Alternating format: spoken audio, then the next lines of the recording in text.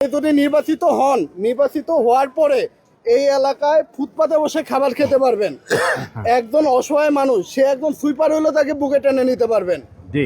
এবং যে কোনো দুর্নীতির বিরুদ্ধে আপনাকে যেন রাত 3টার দিকে আপনার বাড়ির মধ্যে নক করলে যেন পাওয়া যায়। জি। এর বাইরে আমরা কিছু চাই না স্যার। আপনি একজন কর্নেল মানুষ, এটা জানি। আপনার ডিগ্রি সম্পর্কে আমাদের ধারণা আছে, বিএমপি ডিগ্রি সম্পর্কে আমার ধারণা নাই। আপনার ব্যাপারে যত নামের আগে কর্নেল অবসরপ্রাপ্ত, আমি অনুগত। কিন্তু আপনি যদি ওয়াদা দিতে পারেন যে দুর্নীতির নাগাম টাগাম ধরবেন, আপনার বাড়ির মধ্যে রাত 3টার দিকে গেলেও যেন পাওয়া যায় একজন সাধারণ মানুষ।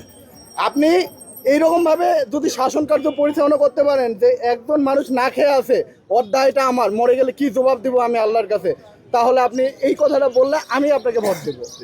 ঠিক আছে, অশেষ ধন্যবাদ, অশেষ ধন্যবাদ তোমাকে। তুমি ছাত্র পরিচয় দিয়েছো। আমাদের এই তরুণরাই কিন্তু এদেশের পরিবর্তন আনছে। তরুণদের আকাঙ্ক্ষাকে বাস্তবায়ন করার জন্যই জুলাই সনদ প্রণীত হয়েছে।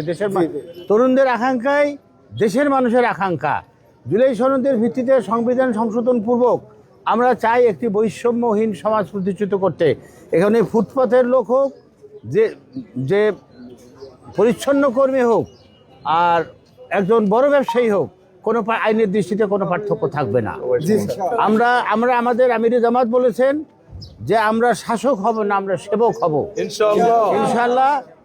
তুমি নিশ্চয় জানো হযরত ওমর রাদিয়াল্লাহু তাআলা নিজে ঘাড়ে করে গমের বস্তা নিয়ে তার দায়িত্ববোধ থেকে আমরা সেই চেতনায় বিশ্বাসী, সেই দায়িত্ববোধ থেকে আমরা কাজ করব। আমরা মিরপুর 12 আসনের যে শাসক হবে, আমরা দুর্নীতিমুক্ত সমাজ কায়েম করব।